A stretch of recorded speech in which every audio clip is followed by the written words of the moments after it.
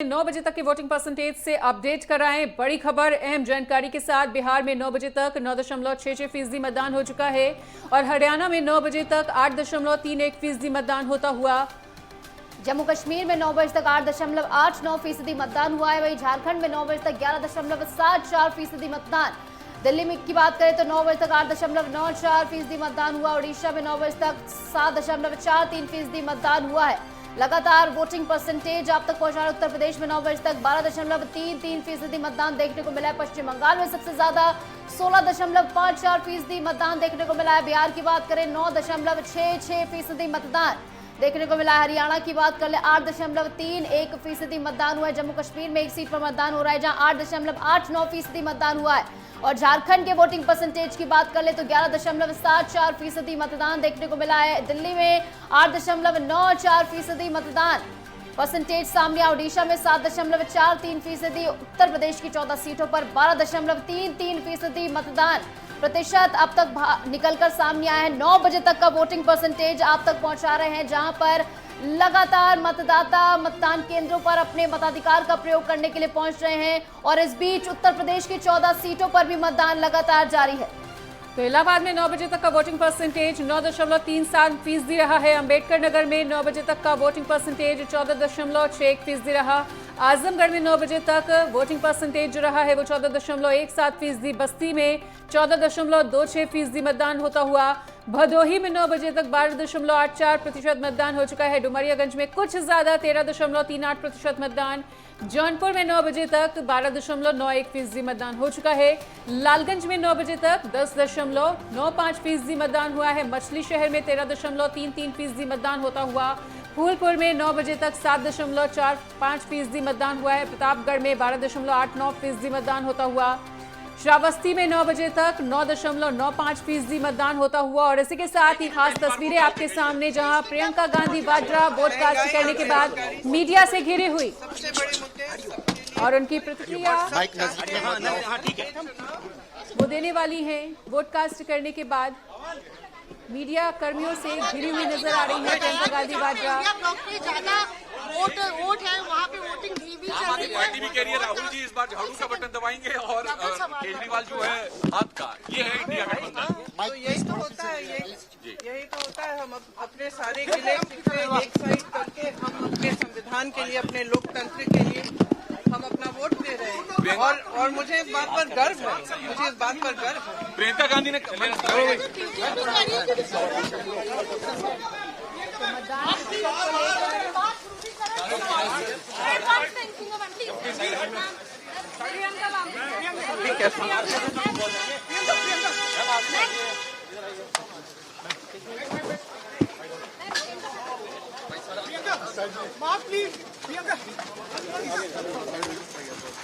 पिछली बार 7 में से 7 सीटें आई। प्रियंका गांधी वाड्रा भी वोट अपील करती हुई अपने भाई संग वोट के लिए अपील करती हुई नजर आ रही हैं प्रियंका गांधी वाड्रा। राहुल गांधी और प्रियंका गांधी एक साथ नजर आ रहे हैं, मीडिया कर्मियों से घिरे हुए हैं। उनकी प्रतिक्रिया लेने के लिए मीडिया कर्मियों की भी भारी भीड़ वहां पर मौजूद है। तो ये उस वक्त की तस्वीरें जब राहुल गांधी मां सोनिया गांधी और बहन प्रियंका गांधी वाड्रा के साथ वोट कास्ट करने के लिए पहुंचे और उन्होंने भी जनता से वोट कास्ट करने की, मतदान करने की अपील की है। उनका भी साफ तौर पर यह कहना था कि अपने मताधिकार का ज्यादा से ज्यादा प्रयोग करें, लोकतंत्र के महापर्व का हिस्सा बने। तो ये खास तस्वीरें आपकी टीवी स्क्रीन पर नेटवर्क 10 पे दिखा रहे हैं। राहुल गांधी कड़ी सुरक्षा के बीच अपनी मां सोनिया गांधी और बहन प्रियंका गांधी के साथ वोट कास्ट करने के लिए पहुंचे।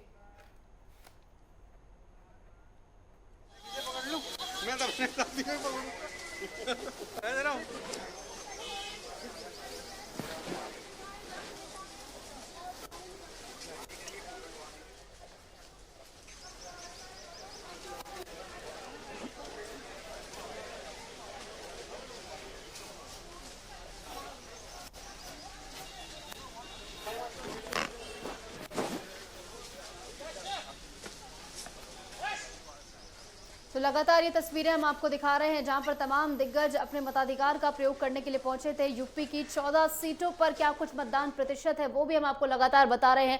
अंबेडकर नगर में 9 बजे तक 14.61% मतदान देखने को मिला है। आजमगढ़ में 9 बजे तक 14.17% मतदान देखने को मिला है। लगातार ये तस्वीरें जहां पर राहुल गांधी अपना वोट कास्ट करने के लिए पहुंचे थे। प्रियंका गांधी वाड्रा पहुंची थी, मीडिया से भी मुखातिब हुई और वोटिंग परसेंटेज को लेकर संतुष्टि उन्होंने जताई कि अभी वोटिंग परसेंटेज बढ़ेगा और जो भी वोटिंग परसेंटेज अब तक देखने को मिला है वो संतुष्ट कर देने वाला है और आगे भी इस तरीके से वोटिंग लगातार जारी रहेगी।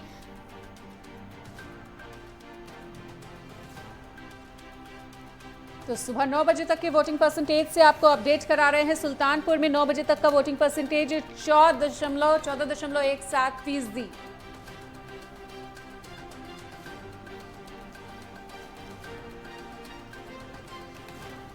और हमारे साथ चर्चा में खास मेहमान भी जुड़ चुके हैं। आपको बता दें कि भोलानाथ वरिष्ठ पत्रकार आलोक पांडे राजनीतिक विश्लेषक के तौर पर हमारे साथ मौजूद हैं।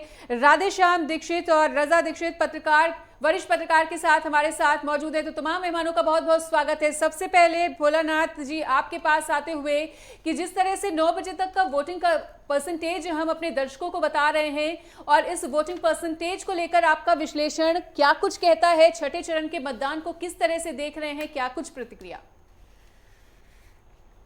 देखिए, मतदान परसेंटेज कम है और ये बिहार में तो कम से कम लगातार कम जा रहा है। आज मौसम भी गर्म है, काफी तापमान बढ़ा हुआ है, उमस है, तो मतदान का प्रतिशत कम है और हमको लग रहा है कि थोड़ा सा लोग बूथ पर जाने में उस तरह से उत्साह नहीं दिखा रहे हैं जैसा कि दिखाना चाहिए।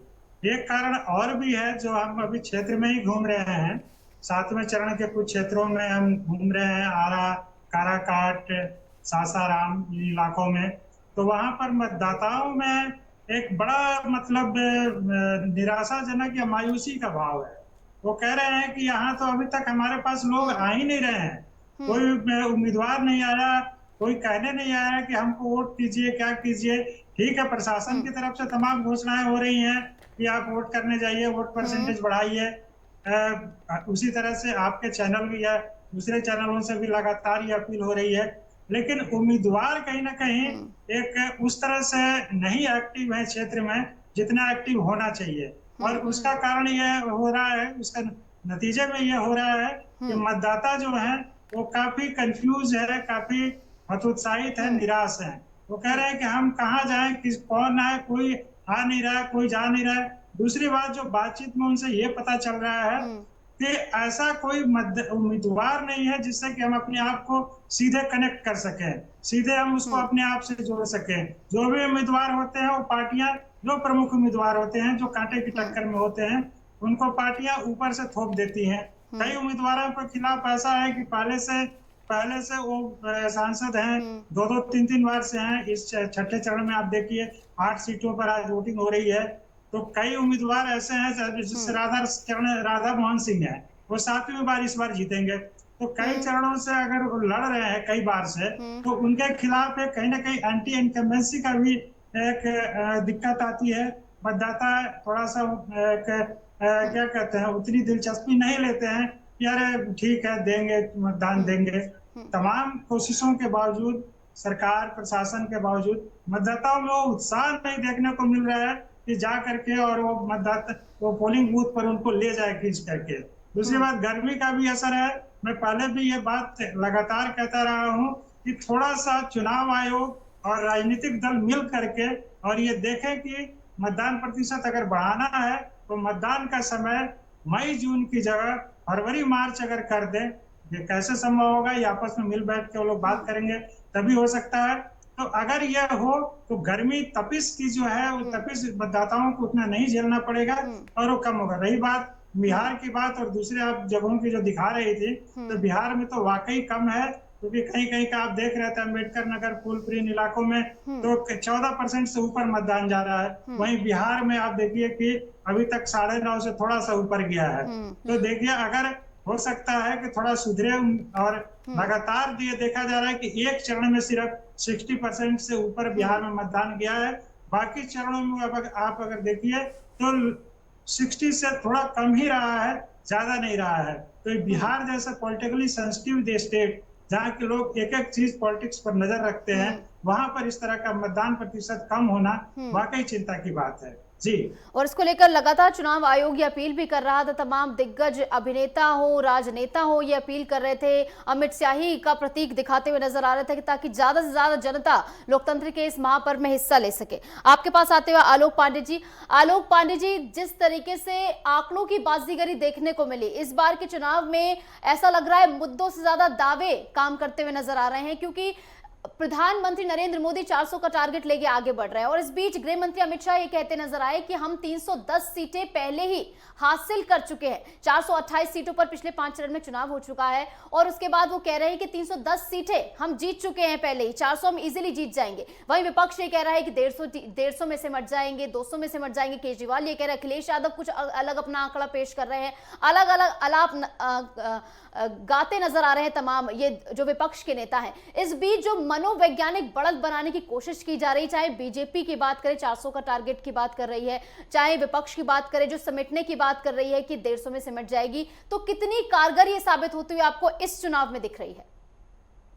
देखिए, ऐसा है, लोकतंत्र में दावे सभी करते हैं, कोई हार रहा हो तो भी वो कहेगा हम जीत रहे हैं। ये लोकतंत्र की खूबसूरती भाई, तब तक चुनाव का रिजल्ट ना आया कोई क्यों ये स्वीकार करेगा कि नहीं नहीं भाई हम हार रहे हैं।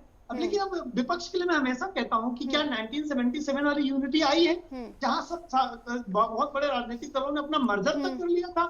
ये लोग तो बीजेपी की सीट बताने में जैसा नहीं बता रहे। अरविंद भाई, राहुल गांधी, अखिलेश भाई दूसरे फोन करके पूछ लेते कि आप कितना बताना है।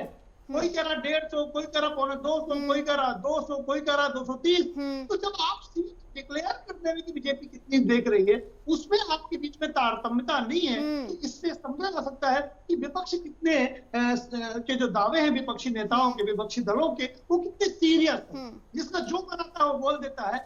इंडी अलायंस के अंदर आपस में तारतम्यता की कमी है।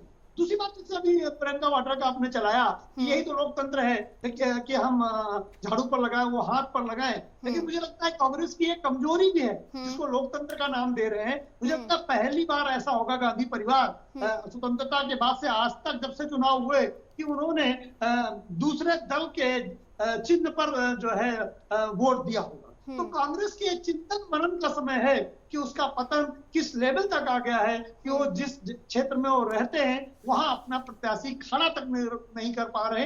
एक नजरिया ये भी है, एक नजरिया प्रियंका वाड्रा का है, लेकिन एक नजरिया मैं कांग्रेस को बता रहा हूं कि आपकी राजनीतिक रूप से कितने आप कमजोर हो गए कि जहां से कांग्रेस परिवार की ताकत 10 जनपद जिस कॉन्स्टिट्यूंसी में आता है वो कॉन्स्टिट्यूंसी भी आप नहीं ले पाए आम आदमी पार्टी से। अरे दूसरी दे देते वो ले लेते, लेकिन आपके अंदर इतनी शक्ति नहीं रही कि आप वो कॉन्स्टिट्यूंसी भी ले पाए जहां गांधी परिवार का सबसे ज्यादा ताकतवर कांग्रेस का सबसे ज्यादा ताकतवर परिवार वोट कर रहा है। तो उनके अंदर खुद बड़ा असमंजस और बड़ा तकलीफ हुई होगी।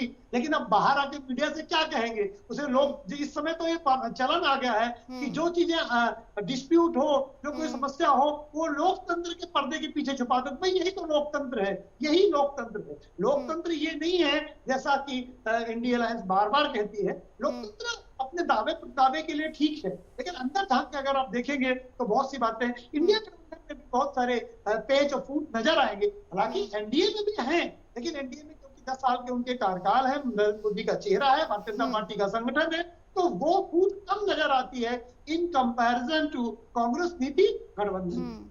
बिल्कुल। हमारे साथ राधेश्याम दीक्षित जी भी वरिष्ठ पत्रकार के तौर पर जुड़े हुए हैं, उनका भी रुख कर लेते हैं। राधेश्याम सर, दोनों ही मेहमानों की बातों को तो आपने सुना ही, उस पर भी आपका रिएक्शन चाहेंगे। तमाम पार्टियों के अपने अपने दावे हैं, अपने अपने वादे हैं, और उन तमाम दावों के बीच, तमाम वादों के बीच कुछ राजनीतिक पंडितों का ऐसा मानना, ऐसा कहना भी कि देखिए वोटिंग परसेंटेज वेस्ट बंगाल में हर चरण में ज्यादा देखने को मिला, और उन सीटों पर भी, यूपी की उन सीटों की भी बात कर ली जाए अगर 5 चरणों की, तो जहां जहां सपा का दबदबा था वहां पर वोटिंग परसेंटेज हाई दिखा। तो ऐसे क्षेत्रों में जहां पर बीजेपी का दबदबा कम है, ऐसे क्षेत्रों में लगातार बढ़ते हुए वोटिंग परसेंटेज को किस तरह से समझा जाए?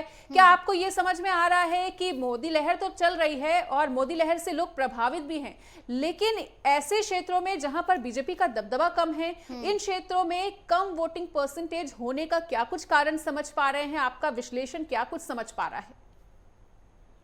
बिल्कुल, मैं आलोक जी की बात से पूरी तरह सहमत हूँ, क्योंकि जैसे एक नैरेटिव को फिक्स करना होता है, सेट करना होता है, और ग्राउंड पर उसको एग्जीक्यूट करने के लिए बहुत इन डीप जाना पड़ता है, और ये काम जो है वो इंडी गठबंधन उतनी ढंग से कर नहीं पाया। बीच बीच में कभी कभी वो थोड़ा बहुत एकजुट अलाइन होते हुए दिखे भी, लेकिन वो दिखने जैसा था, और बहुत सही तथ्य उन्होंने रखा कि उनके जो न स्टेटमेंट्स में एक इंटीग्रिटी दिख रही है, ना उनके बीच में एक कॉमन कोई प्रोग्राम दिख रहा है, और इवन जितनी भी पार्टियां हैं उनके बीच में राज्यों में स्थिति कुछ और है, केंद्र की स्थिति कुछ और है, और एक दूसरे के मंच पर आने की स्थिति भी कुछ और है।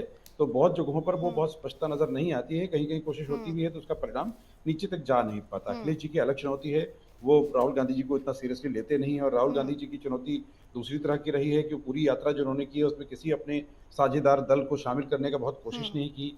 उनकी रणनीति ये थी कि वो ज्यादा से ज्यादा अपनी मजबूती फिक्स करें, और प्रधानमंत्री के पद के दावेदार के तौर पर सभी दलों के प्रतिनिधि नेतृत्वकर्ता के तौर पर उभरे। उसकी स्वीकार्यता बाकी दलों में नहीं हुई, क्योंकि यहाँ सबके अपने अपने मकसद हैं, अपने अपने एजेंडे हैं, और ये बड़ी चुनौती इंडी गठबंधन के लिए है। इसलिए आप देखें कि बहुत से साथी इंडी गठबंधन के पूरी तरह से परिपक्व होने से पहले ही टूट गए, और सबकी अपनी चुनावी मजबूरियां भी है। एक तरफ ममता बनर्जी के सामने चुनौती है कि लेफ्ट के साथ वो खड़ी दिख नहीं सकती, और लेफ्ट और ममता बनर्जी की पार्टी और कांग्रेस एक त्रिकोणीय मुकाबला है।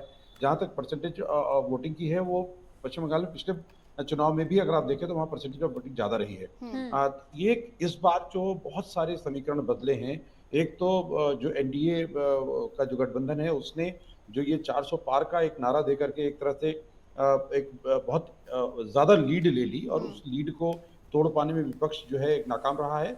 उसका फायदा उनको दिख रहा है, और साथ में जिस तरह के नैरेटिव अलग अलग चरणों में सेट करने की कोशिश की गई, अगर ठीक से इंडी गठबंधन जमीन में ले जाता तो निश्चित रूप से भारतीय जनता पार्टी को भारी नुकसान होता। चूंकि 2 बार की सरकार हो चुकी है, और उसके बाद बहुत जगहों पर फटिक भी होता है, लेकिन अगर हर तरह से देखें तो एनडीए गठबंधन ने सभी तरह से लीड दी है, न केवल पोजीशनिंग स्टेटमेंट्स के रूप में, बल्कि ग्राउंड लेवल पर जो उनका काडर काम कर रहा है।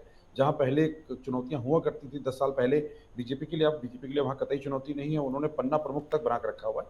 तो जो ग्राउंड मैनेजमेंट है वो बहुत स्ट्रांग है, और उस स्ट्रांग मैनेजमेंट के मुकाबले में अगर इंडी गठबंधन देखें तो दल छितरे हुए हैं।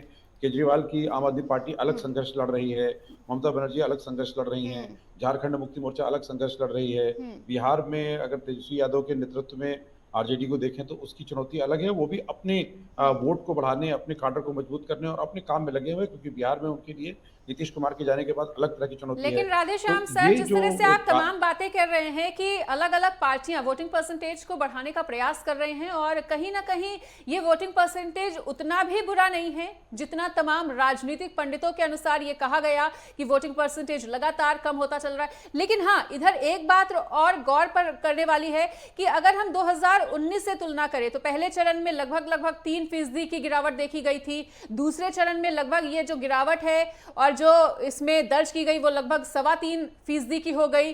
तीसरे चरण में लगभग 1.25% की गिरावट। तो ये जो वोटिंग परसेंटेज में 2019 के कंपैरिजन में गिरावट दर्ज की जा रही है, बीजेपी के एनडीए के 400 पार के नारे में कितनी बड़ी चुनौती इस घटती हुई वोटिंग परसेंटेज से? देखिए, एक बहुत महत्वपूर्ण तत्व है जिस पर अक्सर हम लोग जब ये गणना करते हैं तो उसका जो बेस पैरामीटर है उसका कभी हमारे पास आंकड़ा नहीं होता कि कुल मतदाता कितने थे और इस बार कुल मतदाता कितने हैं, क्योंकि जो निर्वाचन आयोग की जो एक्सरसाइज होती है उस पर बहुत बार बहुत से मतदाता घटते हैं और बहुत से नए मतदाता जुड़ते हैं। तो अब ये दोनों तरफ चुनौती है। देखिए कि अगर आप हैदराबाद के परिप्रेक्ष्य में देखें तो वहाँ इस बात को भारतीय जनता पार्टी और उसके जो पैरोकार थे उन्होंने बहुत ज्यादा इस आंकड़ों को पुरजोर तरीके से सामने रखा कि वहाँ 1 से 1.5 लाख ऐसे वोटर्स थे जो ग्राउंड पे थे ही नहीं और उनको वोटर लिस्ट से हटाया गया।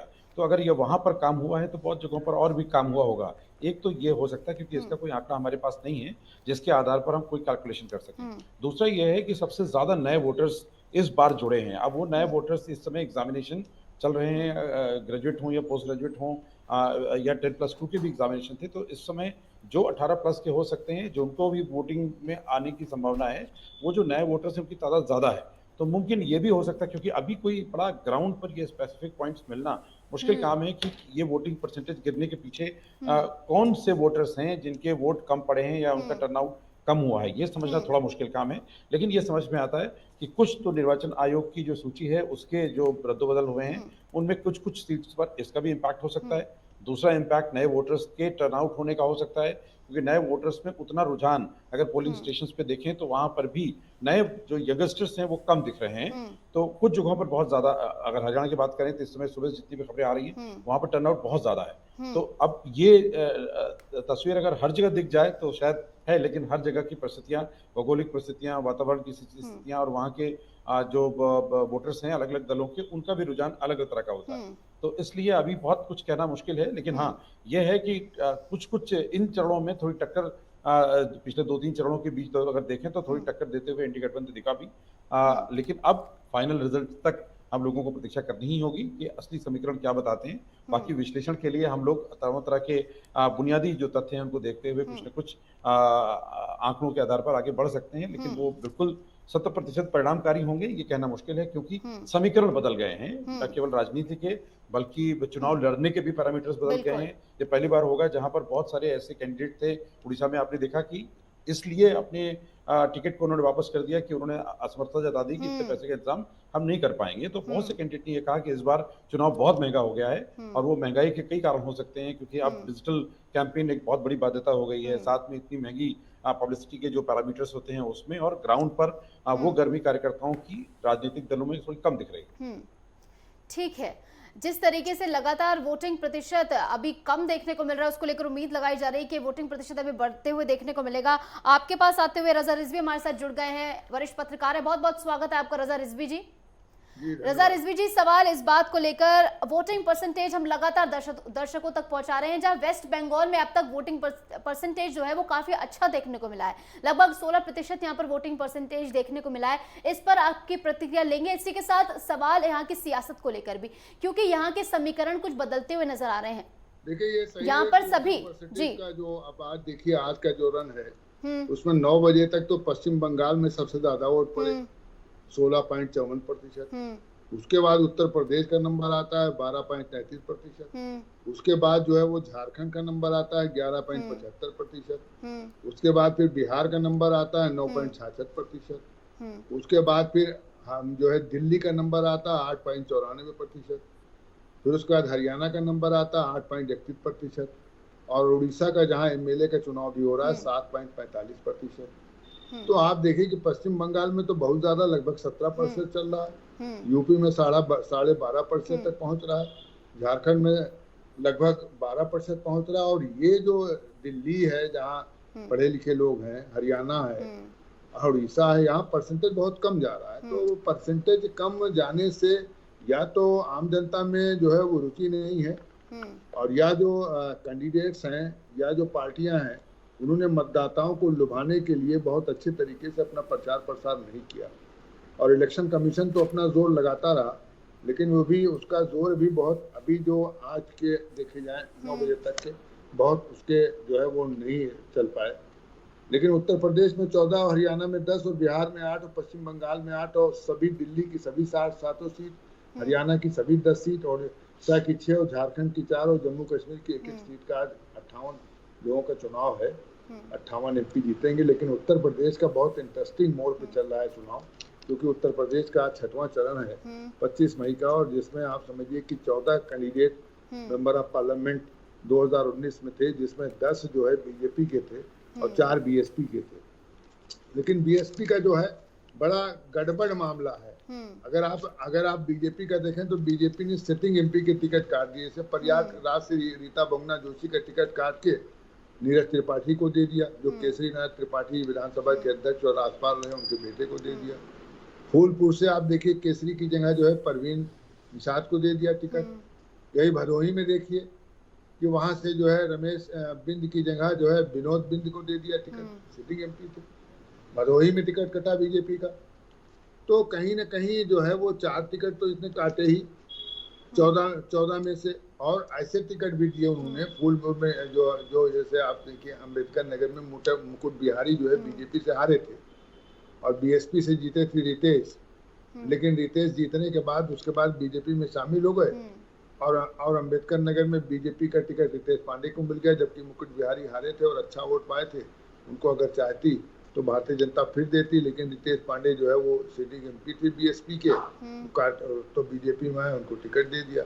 श्रावस्ती में देखिए बीजेपी से हारे हुए दद्दन मिश्रा बिल्कुल दिमाग लगाए थे कि हमको कोई टिकट मिलेगा और हम वहां से लड़ेंगे और लड़ने के बाद जो है कहीं ना कहीं अपनी स्थिति दिखाएंगे, क्योंकि वहां आप देखिए श्रावस्ती कहा कि दद्दन मिश्रा 4,36,451 वोट पाए और वही बीएसपी के राम शिरोमणि जी 4,41,771 वोट पाए थे। यानी कुल 5,320 वोट से राम शिरोमणि जो है बीएसपी से जीते थे और दद्दन मिश्रा पा गए थे 4,36,451 और वही धीरेन्द्र सिंह धीरू लड़े थे, वो पाए थे कांग्रेस से 58,042।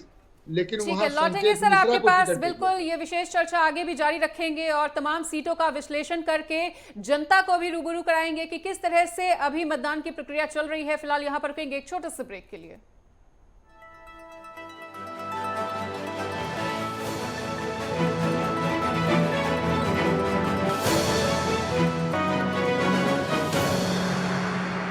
विशेष चर्चा लगातार जारी है जहां पर तमाम सीटों का विश्लेषण हम कर रहे हैं, क्या कुछ वहां के समीकरण बैठ रहे हैं।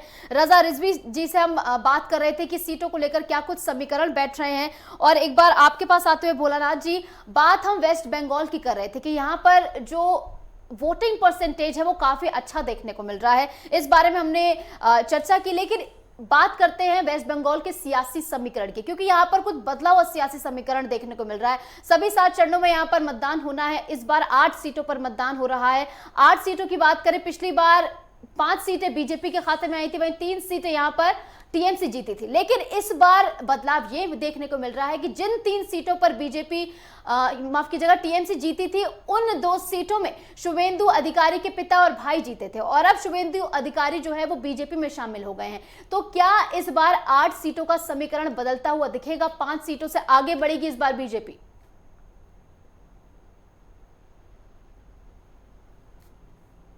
भोलेनाथ जी, आपको मेरी आवाज मिल पा रही है?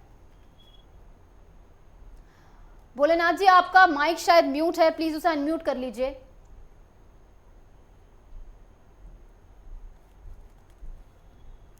भोलेनाथ जी, आपकी आवाज आ रही है। वोट परसेंटेज बढ़ने और घटने से हार जीत का अनुमान लगाना बड़ा मुश्किल होता है। ये बात कई बार साबित हो चुकी है कि इसको आप कोई कसौटी या पैमाना नहीं मान सकती हैं। वोट बढ़ गया तो इस पार्टी की जीत हो जाएगी या वोट घट गया तो इस पार्टी की हार हो जाएगी। हम लोगों को इमरजेंसी के पहले जो है, अगर कांग्रेस की बात करें तो इंदिरा गांधी लीड कर रही थी कांग्रेस को और वोट परसेंटेज बढ़ा था, लेकिन वो हार गई थी और उसके बाद फिर इमरजेंसी देश में लागू हुआ था। उसके बाद फिर जब कांग्रेस सत्ता में आई थी तो उसके वोट परसेंटेज तो घट गए थे, लेकिन सीटें बढ़ गई थी और फिर वो सत्ता में आई थी।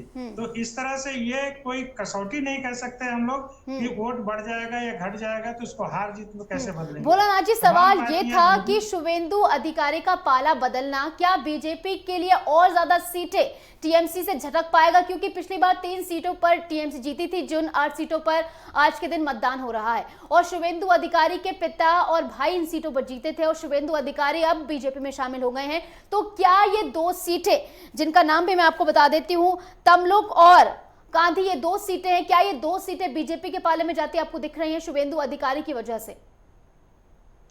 देखिए, अभी ये कहना कि सीट किसके पाले में जा रही है बड़ा मुश्किल है, लेकिन ये बात है कि बंगाल के वोटर काफी एग्रेसिवली वोट कर रहे हैं। तो वोट टीएमसी को चुन रहे हैं या कि भाजपा को चुन रहे हैं, ये अभी नहीं कहा जा सकता है। लेकिन जो चीजें आ रही है उसके हिसाब से वो खास बात ये आ रही है कि बंगाल के मतदाता काफी बढ़ चढ़ के वोटिंग कर रहे हैं और उनमें एक वोटिंग को लेकर उत्साह है। पूरे देश में जो वोटिंग परसेंटेज एक लेवल मेंटेन कर रहा है, ठीक है, पिछले 19 की तुलना में कम आ रहा है, वो 3% या 3.5%, लेकिन इस वोट परसेंटेज को बढ़ाने में बंगाल की एक बड़ी भूमिका है। आखिर गर्मी वहां भी है, तमाम विषम परिस्थितियां, हालात वहां पर भी है, तो वहां पर वोट बढ़ रहा है। और ये देखिए कि मतलब अगर टीएमसी अगर वहां पर गेन कर रही है, अगर वोट परसेंटेज बढ़ने की वजह से, तो ये एक नया मिसाल कायम होगा अब तक का कि वोट परसेंटेज बढ़ा तो टीएमसी का बढ़ा। या मान लीजिए कि भाजपा चुनाव जीतती है और भाजपा पिछले बार काफी अच्छा प्रदर्शन की थी बस पश्चिम बंगाल में, अगर इस बार भी उसका प्रदर्शन अच्छा रहता है और ये वोट परसेंटेज बढ़ता हुआ दिख रहा है, तो दोनों मिलाकर के कहीं उसका एक अलग से एनालिसिस करना होगा कि यहाँ पर वोट परसेंटेज बढ़ने से किसको नफा नुकसान किसको घाटा ठीक है, हुआ। भोलानाथ सर जी। लौटेंगे आपके पास, बिल्कुल।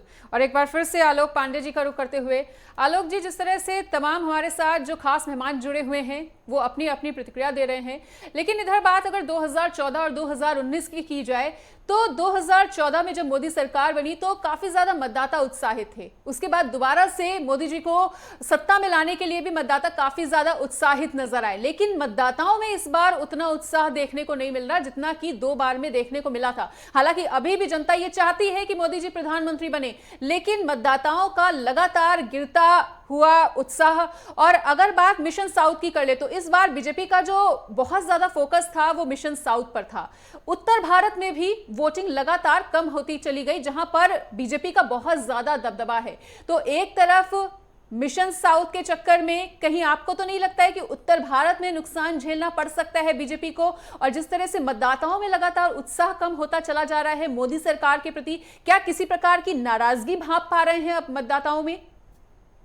देखिए ऐसा है, जो 75 सालों का भारत का ट्रेंड है उसमें ये बात जो हमारे भाई ने कही थी कि वोट कम और ज्यादा बहुत फर्क नहीं पड़ता सरकारें बनने बदलने, लेकिन अगर ये कहें कि मोदी के खिलाफ नाराजगी है इसलिए वोट निकल नहीं रहा, ये बात थोड़ा पॉलिटिकली मुझे इनकरेक्ट लगती है। अगर नाराजगी होती है तो वोटर मोदी जी के प्रति नहीं सर, भाजपा के प्रति, मोदी जी के प्रति की बात नहीं की जा रही, भाजपा के प्रति क्या किसी नाराजगी को भाप पा रहे हैं? क्योंकि मोदी जी को प्रधानमंत्री बनाने के लिए आज बच्चा बच्चा मोदी सरकार के नारे गाता हुआ, सोशल मीडिया की भी अगर बात कर ली जाए तो काफी ज्यादा सोशल मीडिया पर मोदी सरकार बनाने को लेकर यहां पर तमाम चर्चाएं चल रही हैं, लेकिन भाजपा के प्रति क्या किसी प्रकार की नाराजगी देख पा रहे हैं मतदाताओं में? क्या कुछ आपका विश्लेषण समझ पा रहा है कि आखिर मिशन साउथ के चक्कर में कहीं उत्तर भारत में तो खामियाजा नहीं भुगतना पड़ेगा भाजपा को?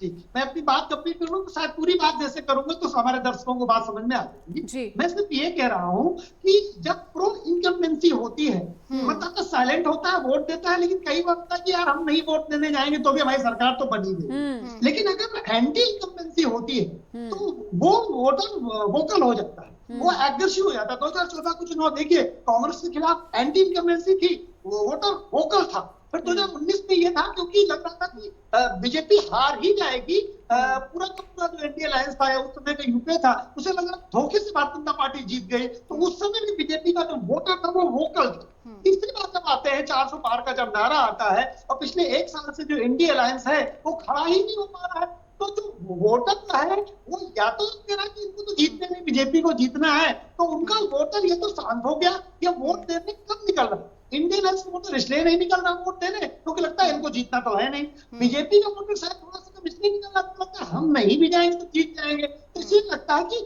वोट कम होने का ना तो कोई फायदा ना कोई नुकसान। मुझे लगता है रिजल्ट में इसका नुकसान नहीं होगा, लेकिन प्रो इनकम्बेंसी है। और ये बात आप याद रखिएगा, जब भी प्रो इनकम्बेंसी होती है वो मतदान का मुद्दा बहुत ज्यादा डिसाइड नहीं हो पाता, वोटर साइलेंट होता है, जिसको एनडीए को वोट देना वो चुपचाप दे आएगा। अब बात करते हैं वेस्ट बंगाल की, यहाँ क्यों जाता है? लेकिन जब विपक्ष जहां मजबूत है वहां वोटिंग परसेंटाइल कुछ हद तक बढ़ता है, क्योंकि वहां कांटे की टक्कर है। बीजेपी का वोटर भी निकल रहा है वोट देने वेस्ट बंगाल में, यार अगर हम नहीं निकले तो हम हार जाएंगे। टीएमसी का समर्थक इसलिए वोट देने निकल रहा है, अगर हम नहीं निकले तो बीजेपी जीत जाएगी, टीएमसी हार सकती है। जहां कांटे की टक्कर देखा हमने राज्यों में, वहां वोटिंग परसेंटाइल में उतना डेप्रिसिएशन नहीं आया जहां कांटे की टक्कर नहीं दिखाई दी। तो कुल मिलाकर मुझे लगता है कि बीजेपी के प्रति भी और मोदी सरकार के प्रति भी उतनी वैसी नाराजगी नहीं है जो बीजेपी को सत्ता और दल से बाहर निकाल दे। इंडिया अलायंस के अंदर के नेताओं से बात करो तो वो बात ऑफ कैमरे में कहने के लिए तैयार हो जाते हैं कि 2024 का चुनाव वो तो नहीं जीतने जा रहे हैं, लेकिन ये कितनी सीटें वो बढ़ा ले ऑफ कैमरे, ऑन कैमरे नहीं कह सकते। लेकिन जब मैं अलग से पर्सनली बात करता हूँ बोले यार आप ये तो जानते हो रिजल्ट कैसा आएगा, लेकिन अब वो लड़ना है तो लड़ाई में लड़ते हुए दिखाई देगा। तीसरा बंगाल की बात कर लो कि क्यों ममता बनर्जी के अगेंस्ट वोट हो सकता है। आप देखिए ममता बनर्जी ने पिछले 13 सालों में रामनवमी की छुट्टी नहीं दी, पहली बार उन्होंने छुट्टी देना पड़ा। पहली बार टीएमसी के कार्यकर्ताओं ने रामनवमी मनाई रोडों में, पहली बार ममता बनर्जी ने हिंदू पुजारियों को का भी वेतन नहीं किया। तो ममता बनर्जी पहली बार, वरना ममता बनर्जी भगवान राम के नाम पर जेल भेजने का एक तरह से आकर्षण आपके वीडियोस, आपके ट्विटर में भी मैंने देखा है। तो ये बंगाल में बदलता हुआ नारा जो यूनिटी ऑफ मेजॉरिटी है बंगाल में, उसने ममता बनर्जी को चिंतित कर दिया है कि अगर इस तरह से वोट गया तो फिर भारतीय जनता पार्टी सबसे बड़े दल के रूप में उभरेगी। और ममता बनर्जी ने इसीलिए जो एंटी हिंदू का अप्रोच था उसको उन्होंने डाइल्यूट करने की कोशिश की। ठीक है, तो तमाम विश्लेषण आपने सामने रखा कि कोई भी ऐसी एंटी इनकम्बेंसी बीजेपी के लिए देखने को नहीं मिल रही है, बल्कि प्रो इनकम्बेंसी देखने को मिल रही है।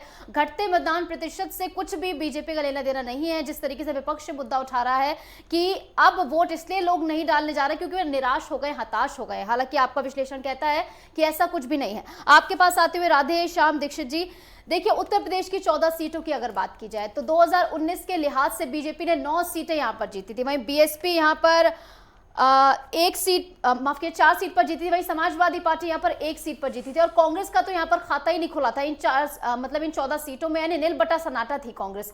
आपको क्या लग रहा है जिस तरीके से 2 लड़के इस बार साथ है? हर बार हमने देखा है समाजवादी पार्टी और बीएसपी का गठबंधन, लेकिन इस बार 2019 के बाद एक बार फिर से सामने आया। हालांकि 2019 में कुछ ऐसे इंप्रेसिव देखने को नहीं मिला था, राजनीतिक पंडित यही कहते हैं कि फ्लॉप जोड़ी थी। और इस बार जिस तरीके से चुनाव प्रचार हुआ है, जनता का सैलाब देखने को मिला है, तो आपको क्या लग रहा है कि इन 14 सीटों में क्या कांग्रेस अपना खाता खोल पाएगी?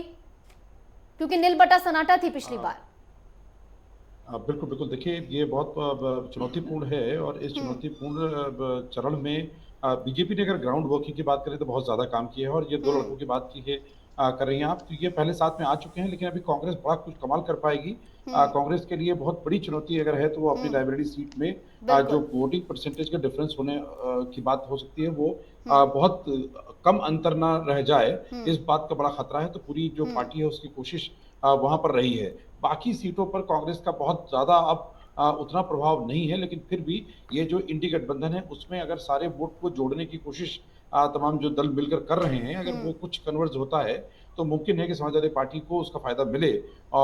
लेकिन उतना बड़ा कोई क्रांतिकारी बदलाव यहाँ होता हुआ नहीं नजर आता है। लेकिन अब ये देखना होगा कि जो डिफरेंस ऑफ जो विनिंग का जो अंतर है मतों का, वो जरूर कम हो सकता है भारतीय जनता पार्टी का, लेकिन भारतीय जनता पार्टी का वैसा कोई बड़ा नुकसान होता हुआ नहीं दिख रहा है। और अदर बहुजन समाज पार्टी के भी समीकरण बदले हैं, अगर जौनपुर में देखें तो वहां पर भी अलग है। लेकिन ये जो समीकरण है उसके परिणाम क्या होंगे ये 4 जून को हमें समझ में आएंगे। लेकिन ये समझ में जरूर आ रहा है कि भारतीय जनता पार्टी का जो डिफरेंस है, जो मतों का प्रतिशत, तो उसमें कुछ जरूर गिरावट हो सकती है, जिसके लिए पार्टी ने बहुत कोशिश की है कि वो ऐसा होने ना पाए। लेकिन इस इंडी गठबंधन के होने से ये फर्क तो जरूर देखने को मिल रहा है। बिल्कुल। रजा रिजवी जी, जैसा कि अभी हमारे तमाम मेहमान ये बात कह रहे हैं कि हार जीत का फैसला तो 4 जून को ही होगा और कम वोटिंग परसेंटेज कभी भी हार या जीत तय नहीं करती, इसी बात से हम भी इत्तेफाक रखते हैं। लेकिन कई बार ये भी देखा गया है कि कम वोटिंग परसेंटेज से भी सत्ताधारी दलों को फायदा हुआ है और इसका राजनीतिक पंडित जो है वो ये मतलब निकालते हैं कि शायद जनता कोई बदलाव या परिवर्तन नहीं चाहती।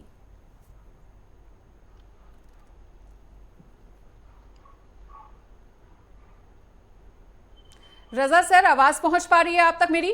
हाँ, आवाज मिलेगी, बताइए जी। रजा सर, हमने ये पूछा जैसा कि बिल्कुल तमाम मेहमान जो हमारे साथ जुड़े हुए हैं, तमाम जो वरिष्ठ पत्रकार हैं और पॉलिटिकल एनालिस्ट भी हमारे साथ जुड़े हुए हैं, तो चर्चा यही चल रही है कि कम वोटिंग परसेंटेज कभी भी हार और जीत का मानक तय नहीं करती है। और कुछ राजनीतिक पंडितों का यह भी मानना है कि कम वोटिंग परसेंटेज के बावजूद भी सत्ताधारी दलों को कई राज्यों में पहले चुनावों में फायदा भी मिला है। तो इसका यह भी मतलब निकाला जाए कि शायद जनता कोई बदलाव या परिवर्तन नहीं चाहती है। देखिए, इसके दो तीन चीजें हैं आदमी समझता है। एक तो जब परसेंटेज नहीं बढ़ता है तो ज्यादा धुकधुकी उनको बनती है जिनकी सत्ता रहती है कि साहब हमने कौन सा ऐसा चीज नहीं किया कि जो आदमी जो है बहुत मस्ती से हमें वोट देता है, बढ़ चढ़ के वोट देता। दूसरा, जो सत्ता में रहता है वो ये समझता है कि आम जनता पूर्ण रूप से ये आश्वस्त है कि विपक्ष एक तो है नहीं, क्योंकि पूरे हर प्रदेशों में देख लीजिए विपक्ष कैसे लड़ रही है। टीएमसी जो है पश्चिम बंगाल में अकेले लड़ रही है, आम आदमी पार्टी पंजाब में अकेले लड़ रही है। तो कहीं ना कहीं आप देखिए जो गठबंधन है वो गठबंधन बहुत अच्छे तरीके से नहीं, तो हमें लगता है कि सत्ता पक्ष का वोटर वो समझ रहा है कि भाई अब तो वॉकओवर है, अब कोई दिक्कत नहीं, जीती जाएंगे, तो काहे के लिए हम अपना धूप में जो है जान जो है जलावें और अपना काले होकर के वहां से आवें। तो बहुत आश्वस्त हो करके भी कि भाई ऐसा है कि तो जीते रहे, कोई ऐसा है ही नहीं सामने, तो उसका भी एक रीजन हो सकता है कि वोट डालने लोग कम जा रहे हैं। और दूसरा ये है गर्मी भी है, इसको भी मानना चाहिए, क्योंकि 12 बजे के बाद से लेके 4 बजे तक जो है वो मतदान केंद्रों पर वो भीड़ नहीं हो पाती है जो भीड़ होनी चाहिए। और भीड़ तो सुबह वही आप समझिए 7 बजे से लेके और 10 बजे तक जो भीड़ रहती है, फिर शाम के 5 से 6 जो लंबी भीड़ रहती है, लंबी लाइन रहती है, वही भीड़ रहती है। हमारे एक साथी ने कांग्रेस का जो उदाहरण दिया था, ये बिल्कुल सही है कि कांग्रेस को एक बार बहुत वोट मिल गया था, इंदिरा गांधी को भी, लेकिन उस टाइम इंदिरा गांधी जो है वो राजनारायण जी से जो है उस तरीके से और सब सीटें जीती, लेकिन कांग्रेस की वो सीटें नहीं जीत पाई। तो कहीं ना कहीं ये रहता है कि ज्यादा वोट पाने के बाद ये नहीं होता है कि एक जो है लहर है और फलाना जीत जाएगा, तो ये जरा से दिक्कत है। लेकिन ये जो चुनाव है छठा चरण, ये आप समझिए बहुत शानदार छठा चरण है, क्योंकि 10 बीजेपी के पास थी और 4 सीटें बीएसपी के पास थी। लेकिन बीएसपी का बड़ा इसमें उलट फेर मामला है। जैसे बीएसपी से जो है वो चुनाव जो है चल रहा है यहाँ, लेकिन बीएसपी से जमनपुर से श्याम सिंह यादव जी थे, लेकिन अब इस बार वो चाह रहे थे सपा से टिकट, लेकिन बाद में इनको बसपा से ही टिकट मिला। बहुत कोशिश की कि भाई हम पा जाए टिकट। जैसे बीएसपी का आप देखिए रामशरण मिश्रा जो है श्रावस्ती से मेंबर ऑफ पार्लियामेंट थे, लेकिन इस बार सपा से लड़ रहे हैं वो। तो ये जरा से एक देखिए बिल्कुल अलग है कि लड़े किससे आप। जैसे रितेश पांडे आप ले लिए अम्बेडकर नगर से, ये बीएसपी से जो है वो मेंबर ऑफ पार्लियामेंट थे 2000 जी। अगर देखी जाए तो इस बार बीएसपी की भूमिका लोकसभा इलेक्शंस में बहुत ज्यादा देखने को मिल भी नहीं रही है। लड़ रहे हैं, बीजेपी से लड़ रहे हैं। रितेश पांडे जी देखिए आप 2024 में भारतीय जनता पार्टी से लड़ रहे हैं, और वही लालजी वर्मा सपा से लड़ रहे हैं। तो जो है बड़ा इंटरेस्टिंग है, और फूलपुर बड़ा इंटरेस्टिंग है, क्योंकि केशव मौर्य जी का जो है ये क्षेत्र है। 2014 में वो मेंबर ऑफ पार्लियामेंट रहे हैं, 2019 में जो है केसी डीवी को टिकट दिया गया, लेकिन इस बार उनका टिकट काट दिया गया। इस बार अब प्रवीण पटेल जी को वहां बीजेपी ने टिकट दे दिया, और ये मोदी और योगी के सहारे, उनके काम के सहारे जीतने के आस में लगे हुए हैं। मोदी जी का अपना एक जो है वो चेहरा, और योगी जी का उत्तर प्रदेश में कानून का शासन, ये सब जो काम है, अब आम जनता ये सब अपने दिल में सोच के कितना परसेंटेज वोट दे रही है तो 4 तारीख को पता चलेगा। लेकिन यह है कि भाई मोदी जी, नरेंद्र मोदी जी एक बड़ा चेहरा है, और लोग उनको सुनना भी चाहते हैं, लोग उनको देखना भी चाहते हैं। योगी जी ने उत्तर प्रदेश का जो शासन चलाया है, उस शासन पर, कानून की व्यवस्था पर लोगों को बड़ा आराम मिला, और लोग महसूस किए कि नहीं भाई उत्तर प्रदेश में कानून व्यवस्था बहुत अच्छी है। और जिस प्रदेश में और जिस देश में कानून व्यवस्था अच्छी होती है, तो वहाँ समझिए इंडस्ट्री भी लगती है, वहाँ पढ़ाई भी अच्छी होती है, वहाँ व्यवसाय भी अच्छा होता है। और जहाँ कानून व्यवस्था अच्छी नहीं होती है, वहाँ जो है दिक्कत होती है उस राज्य के डेवलपमेंट के लिए भी और उस देश के डेवलपमेंट के लिए। तो योगी आदित्यनाथ जी ने भी यहाँ काम उत्तर प्रदेश में बहुत अच्छा किया है। आम जनता उसको अपने दिमाग में के कितना वोट दे देती है, ये जो है 4 जून बताएगी। रजा रिजवी जी, बेशक जो ये काम किए गए हैं सीएम योगी आदित्यनाथ द्वारा उत्तर प्रदेश में, तमाम मुद्दे हैं, चाहे राम मंदिर का मुद्दा हो, कानून व्यवस्था का मुद्दा हो, ये वो मुद्दे हैं जो कि बीजेपी के पक्ष में काम करते हैं। आपके पास आते हुए आलोक पांडे जी, तमाम राज्यों का हमने विश्लेषण किया। अब राजधानी की बात कर लेते, दिल्ली की 7 सीटों पर मतदान हो रहा है, और 7 सीटों पर फिलहाल के लिए बीजेपी काबिज है। बड़ी चुनौती यहाँ पर आम आदमी पार्टी और कांग्रेस जो कि साथ में है, इंडी गठबंधन में है, उनके लिए है। और अगर 2019 के कंटेक्स्ट में बात की जाए तो फिर इन 7 सीटों पर सिर्फ महज एक सीट पर आम आदमी पार्टी दूसरे नंबर पर रही थी, वो थी दक्षिण दिल्ली यानी साउथ दिल्ली पर दूसरे नंबर पर रही थी। बाकी सभी सीटों पर यहाँ पर कांग्रेस दूसरे नंबर पर रही थी। और जिस तरीके से सीट बंटवारा हुआ है, कांग्रेस के लिए देखने को मिला है, कांग्रेस ने अपना टुकड़ा काटकर आम आदमी पार्टी को दिया है यहाँ पर, क्योंकि जिन सीटों पर कांग्रेस बढ़त बनाती ज्यादा दिख रही थी आम आदमी पार्टी से, उन सीटों को भी कांग्रेस ने आम आदमी पार्टी के हाथों में दे दिया है। देखिए, ये कांग्रेस पार्टी की इतनी बड़ी उदारता है कि जो अपनी एक किडनी दान कर दे। जैसे आदमी की एक किडनी खराब हो, दूसरी वाली की दे दे, बोले हम खराब किडनी से भी काम चलाएंगे। आम आदमी पार्टी का अगर आप डेवलपमेंट देखें, वो भारतीय जनता पार्टी को नष्ट नहीं कर रही, वो कांग्रेस को नष्ट कर रही। दिल्ली में भी शीला दीक्षित को हरा कर आम आदमी पार्टी आई, पंजाब में भी कांग्रेस को हरा करके आम आदमी पार्टी आई। तो ये तो बीजेपी को हराने या बीजेपी के प्रति जो नाराजगी है कांग्रेस की, वो इतनी है कि अपने आप को नष्ट करके वो भारतीय जनता पार्टी को नष्ट करने की इच्छा रखती है। लेकिन ठीक है, वो कांग्रेस पार्टी की अपनी नीति नियंत्रण की बात है। एनालिसिस करने की बात जब आते हैं तो आप देखिए, जैसा कि आपने बताया कि केवल आम आदमी पार्टी एक जगह पर दूसरे नंबर पे आई, बाकी कांग्रेस आई दूसरे नंबर पर। इसका मतलब है कि दिल्ली का मतदाता आम आदमी पार्टी को केंद्र की राजनीति के लिए उपयुक्त नहीं मानता, जबकि राज्य और नगर निगम की राजनीति के लिए आप देखें तो राज्य में तो भारतीय जनता पार्टी उनको हिला ही नहीं पा रही है, और आम आदमी पार्टी नगर निगम की सीट भी जीत ली, हमसे सरकार बना ली। लेकिन केंद्र में भारतीय जनता पार्टी तो छोड़ दीजिए, आम आदमी पार्टी कांग्रेस से बड़ी दूसरे नंबर पर भी नहीं आ पाती है। इसका मतलब है कि कांग्रेस ने जो ये गठबंधन किया, वो शायद गठबंधन उसका आत्मविश्वास कमजोर था इसलिए किया, वरना कांग्रेस को वो स्पेस नहीं देना चाहिए था जहां और बीजेपी तो कॉन्फिडेंट है इन सभी सीटों के लिए, क्योंकि पिछली बार भी 50% से ज्यादा वोट प्राप्त हुए थे बीजेपी को। और बीजेपी ने जिस तरीके से बदलाव किया है, सभी सांसदों के मौजूदा सांसदों के टिकट काटकर सिर्फ मनोज तिवारी को छोड़कर सभी को बदल दिया, चेहरे बदल दिए हैं, इसका क्या असर देखने को मिलेगा? देखिए, ये गुजरात मॉडल है बिल्कुल। भारतीय जनता पार्टी ने गुजरात में लंबे समय तक जो शासन किया है, मतलब आप समझ लीजिए वेस्ट बंगाल कम्युनिस्ट शासन था, उसकी बराबरी भारतीय जनता पार्टी ने कर ली लगातार सत्ता में रहने से। वो क्या करते हैं, शीर्ष नेतृत्व और विधायकों कैबिनेट को पूरी बदल देते। दिल्ली में बीजेपी को लगा कि जो हमारे सांसद हैं शायद उतना बेहतर काम नहीं किया है, तो उन्होंने उनको बदल करके वो जो नाराजगी थी मतदाताओं की, उसको कम करने की कोशिश किया है। और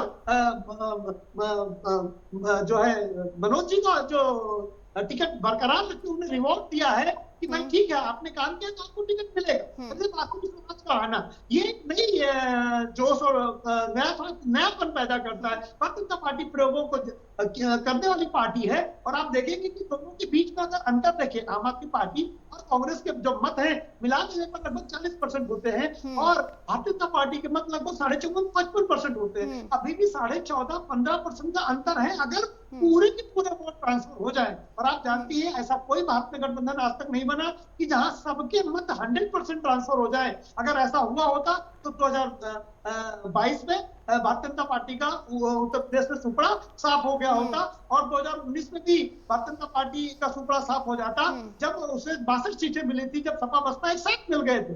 तो मेरा अपना मानना है कि दिल्ली में भारतीय जनता पार्टी अभी भी मजबूत स्थिति पे है। हाँ, जो बंद थम्बिंग मेजोरिटी से उनके सांसद जीता करते थे 4-4, 5-5 लाख मतों से उनकी वो संख्या, उनका वो जो वोटिंग मार्जिन है वो जरूर कम हो सकता है। लेकिन मुझे लगता है कि 2024 में दिल्ली पे भारतीय जनता पार्टी 7 की 7 सीटें जीत सकती। ठीक है, राधेश्याम सर, जिस तरह से अभी हमारे खास मेहमान इस बात को लेकर चर्चा चल रहे थे कि दिल्ली में आम आदमी पार्टी का दबदबा अभी भी उतना ही है जितना पहले था, लेकिन हाँ, ये कुछ कम जरूर हो सकता है। अगर दिल्ली की राजनीति से पहले के सियासी भूचाल की बात की जाए तो इस बार मतदान से ठीक पहले ही एक बहुत बड़ा राजनीतिक भूचाल दिल्ली की सियासत में देखने को मिला। उसका क्या कुछ प्रभाव इस बार के मतदान के चरण में आप देख पा रहे हैं? क्या कुछ खास प्रभाव पड़ेगा उन तमाम सियासी भूचालों का इस मतदान में?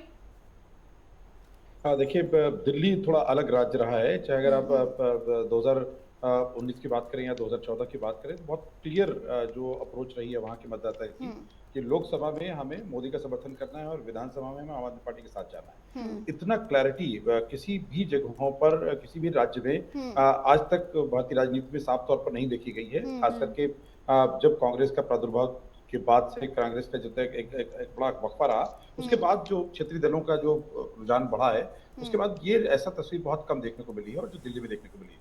इस लोकसभा चुनाव में भी एनडीए को, बीजेपी को इसमें कोई समस्या नहीं थी, लेकिन चूंकि दिल्ली उनके लिए बहुत बड़ा एक जो स्टेक है जिसको वापस हासिल करना है, इसके लिए भारतीय जनता पार्टी ने सारे तरीके आजमाए हैं, और उन सारे तरीकों को हम सामने देख भी रहे हैं।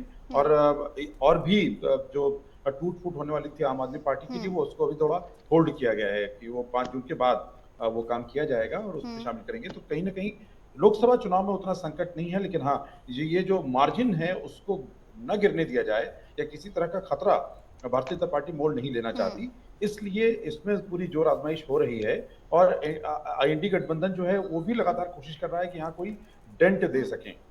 आपने दक्षिण दिल्ली की बात की तो 2 बार से रमेश विधुड़ी वहां पर लगातार जीत करके आ रहे हैं और पीछे राघव चड्ढा का मार्जिन बहुत बड़ा था, उनको जो हराया था उन्होंने। तो ये कोई बड़े मुश्किल नहीं है, लेकिन जो मार्जिन है वो जरूर गिरती हुई दिख रही है कि वहां कुछ फर्क पड़ेगा। और ये जो पूरा सियासी भूचाल अभी दिल्ली में है वो आने वाले दिल्ली के विधानसभा चुनाव की एक तरह से वर्जिश है और उसका फायदा वहां पर भारतीय जनता पार्टी ज्यादा लेना चाहती है। ये तो देखने वाली बात होगी कितना फायदा किसको मिलता नजर आता है। भोलानाथ जी आपके पास आते हो, अब हरियाणा की बात कर लेते हैं। हरियाणा में 10 सीटों पर बीजेपी काबिज है, 10 सीटों पर यहाँ पर मतदान हो रहा है। 2014 से 2019 से लेकर 2024 तक जिस तरीके की शून्य से बढ़त बनाती बीजेपी यहाँ पर नजर आई है, शून्य से लेकर 10 तक का सफर बीजेपी ने तय किया है, क्या एक बार फिर से रिपीट कर पाएगी अपने आप को? देखिए, हरियाणा में बीजेपी के लिए कोई बहुत बड़ी चुनौती नहीं है। खट्टर का शासन कर रहा था तो भी बीजेपी अच्छे सुविधाजनक स्थिति में थी। अब नायब सिंह सैनी वहां पर कमान संभाले हुए हैं और वहां पर जो स्थिति है अभी, तो भाग एक समय में कांग्रेस के जब भजन लाल और दूसरे फिर उससे पहले देवीलाल अगर देखा जाए तो एक बड़े नेता हुआ करते थे, लेकिन अब उस तरह का आभा मंडल नहीं है वहां पर किसी बड़े नेता का। तो वैसे स्थिति में जो बीजेपी जो है वो खट्टर की स्थिति में पहले जो सीएम थे तो उस समय भी बीजेपी की स्थिति मजबूत थी और अभी नायब सिंह की स्थिति भी मजबूत है। तो उसमें बीजेपी को बहुत नुकसान ऐसा होता हुआ नहीं दिख रहा है, क्योंकि विपक्ष उनके सामने उस तरह से मजबूती से दमखम से चुनौतीपूर्ण तरीके से सामने नहीं खड़ा है। तो इसका लाभ बीजेपी को कहीं ना कहीं मिलेगा। थोड़ा सा मैं आपको दिल्ली की अभी चर्चा हो रही थी उसकी तरफ मैं हल्का सा 1 मिनट के लिए आपका ध्यान लाना चाहूंगा कि वहां पर देखिए एक बहुत बड़ी चुनौती है आपके लिए कि उसके जो नेता अरविंद केजरीवाल को जो अंदर किया गया और अंदर से वो तमाम चीजें हुई है, पूरी जनता देश की देखी उस तरह से, तो ये एक बड़ी चुनौती होगी आपके लिए कि वो उसको जनता किस रूप में लेती है। ठीक है सर, समय सीमा की कमी के चलते फिलहाल इस विशेष चर्चा को आगे नहीं बढ़ाया जा सकता है। ठीक है, तमाम राज्यों का विश्लेषण कर रहे थे हमारे साथ जुड़े हुए तमाम खास मेहमान। फिलहाल इस तमाम बातचीत के लिए और हमारे साथ जुड़ने के लिए आप सभी का बहुत बहुत शुक्रिया। तो यूपी की 14 सीटों पर मतदान चल रहा है, ऐसे में यूपी की 14 सीटों पर भी किस तरह से मतदान की प्रक्रिया चल रही है, राज्यों को लेकर राजनीतिक पंडितों का क्या कुछ कहना था, इसी को लेकर चर्चा को आगे भी जारी रखेंगे। पर फिलहाल यहाँ पर रुकेंगे एक छोटे से ब्रेक के लिए।